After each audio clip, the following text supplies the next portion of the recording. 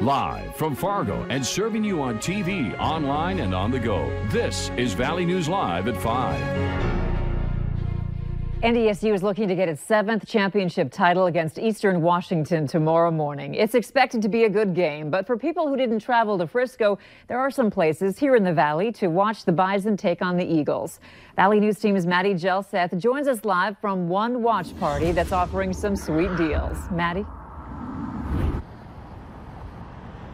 Hey, Andrea, for you folks who haven't traveled to Frisco to watch the NDSU game, do not worry, because there's a lot of different places in the FM area for you to take part in and watch the game. And one of those is the Bowler, which is where I'm at right now. The Bowler and these other places aren't just offering a TV for you to watch the game, they're offering a bunch of sweet deals that you should take part in. The Bowler on University Drive in Fargo is giving away 2019 Bison season tickets for those who are celebrating at the Alley. They're also offering drink and food specials. VFW in West Fargo is also offering drink and food specials. Herd and Horns on 12th Avenue in Fargo is offering drink specials, and Chubb's Pub on University is too.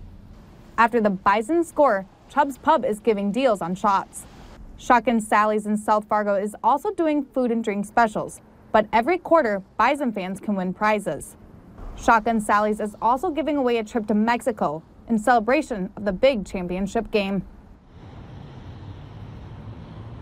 Make sure you guys come and check out one of these businesses and come cheer on the Bison during tomorrow's game. Reporting live in Fargo, Maddie Gelseth, Valley News Live. All right, thank you, Maddie.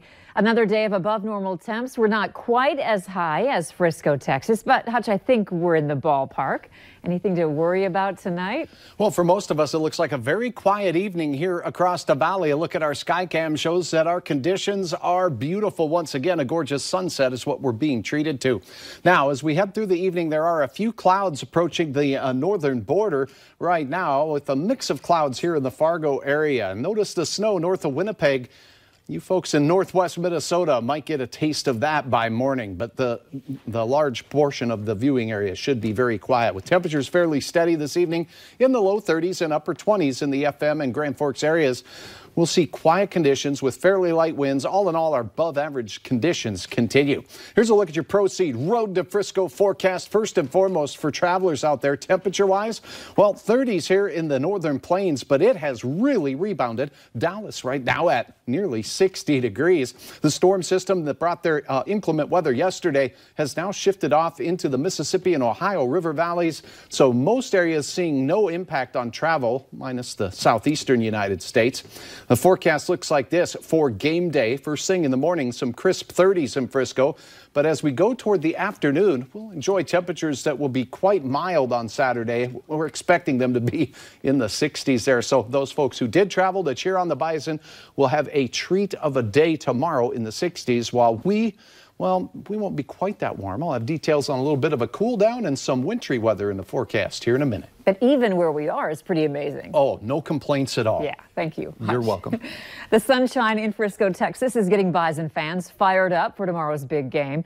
Thousands of fans are buzzing with excitement right now at the massive Bison Bash in Frisco. And that's where we find Valley News Team's Mike Morgan. Mike, tell us what it's like there.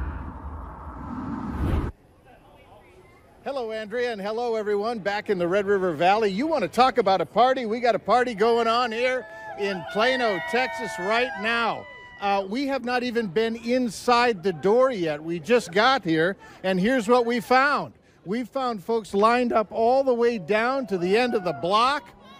Yeah, they're fired up. We're told that the facility here, called the Legacy Hall, holds 4,000 people. It is at capacity and has been at capacity for the last, the doors opened at 3 o'clock for this, and we're expecting that they opened up and filled up quite a bit. We're told that they're letting people in 40 at a time, as they hope that 40 are coming out. We ran into some people at the elevator on our way in. They said, well, it was quite packed in there, but they were able to get in a short period of time. This is a different approach than they've had in the last couple of years, where they've rented like a baseball facility or a hockey facility. They decided to go maybe a little smaller. I asked someone who was planning on the way in, and they said they did it because of costs, trying to cut costs and allow the event to remain free to all the Bison fans. So that's what's going on right now. The best part of all of this is that the skies have cleared up. We don't have any more rain. We've got sunshine, and as you can see, people have peeled back. Hi, how you doing? People have peeled back the coats and are enjoying their wait and their opportunity to get back inside. We'll venture in and update this story on Valley News Live at 5:30 over on KX4. For now, live in Frisco, Texas, I'm Mike Morkin for Valley News Live. All right, thank you, Mike. Hopefully they won't have to wait too long. And Beth Houle will have a live report from Frisco later on at Valley News Live at 6 o'clock. Spokane Mayor David Condon called Fargo Mayor Tim Mahoney this week to make a friendly wager ahead of the game between the Bison and Eastern Washington. The two mayors agreed that the loser of the game will have to wear and post a photo in the opposing team's shirt. Now, by the way, the Bison have won 6 out of the last 7 FCS championship games. And of course, remember, our team coverage tomorrow starts with the pregame show. The party starts at 9:30 in the morning on KVLY with kickoff for the FCS National Championship at 11 on ESPN2. In other news, a wanted man is now in custody after trying to run from police in Fargo. It happened yesterday on 45th Street during a traffic stop. 24-year-old Austin Lee White Lightning was asked to step out of the vehicle, but instead, officers say he drove away. White Lightning had an open warrant through the North Dakota Department of Corrections. He was arrested for that warrant, plus other charges, including possession of meth and false information to law enforcement. A Moorhead man has been charged for allegedly sexually assaulting a 15-year-old girl. Court documents state that 36-year-old Carl Hendrickson touched the girl's private parts and kissed her all over her body while the two were watching a movie at a Dilworth home in 2017. The victim says the sexual assaults happened multiple times. Hendrickson has been charged with 1 count of third-degree sexual conduct. His trial is scheduled to start in March. Authorities have released the name of the man who escaped police custody but then was arrested later. Police say 29-year-old Jonathan Evitt of Moorhead ran from a work site in Moorhead yesterday. A citizen called dispatch to report that they saw a man wearing orange clothing running in downtown Fargo. Evitt was eventually arrested in the 400 block of 11th Street North around 2:30 in the afternoon. He was arrested for refusing to halt and being a fugitive from justice. Police are still searching for answers after one person was stabbed in Fargo early this morning. It happened just before 4 in the 3300 block of 31st Avenue South. Police tell Valley News Live 3 people who know each other were involved. One person was stabbed in the stomach, but police say they were released from the hospital. Authorities later arrested 32-year-old Chelsea Sorby for violating a protection order. They haven't released any information on who stabbed the victim. We have more information tonight on the condition of an 18-month-old boy who's in the hospital after he was beaten. The family tells us Isaac Jr. is now in critical condition. His family says the toddler was attacked by his mother's ex-boyfriend in St. Michael. He was flown to a Fargo hospital. Isaac's mother says her ex was arrested by Fort Totten police and the FBI around 2 yesterday morning. Authorities are not confirming or denying if someone is in custody. After 16 years as Clay County's top cop, Sheriff Bill Berquist is riding off into the sunset. A retirement party was held today for Berquist inside the Law Enforcement Center in Moorhead. Several officers and deputies from the area showed up, as well as citizens, all paying their respects. Sheriff Berquist has more than 40 years of law enforcement experience. We asked him what he will miss the most, and he says the people. With the people that we work with, you know, you're not going to be able to see them all the time, but, you know, it's time that some of us older people give the younger people a chance to get in a profession like this. Berquist says he hopes he offered the county the best service for their money. Minnesota's computerized vehicle licensing system called MinLars has been the source of multiple headaches since it was launched more than a year ago. Now there's a new one, the accidental release of the private information of 1,500 drivers.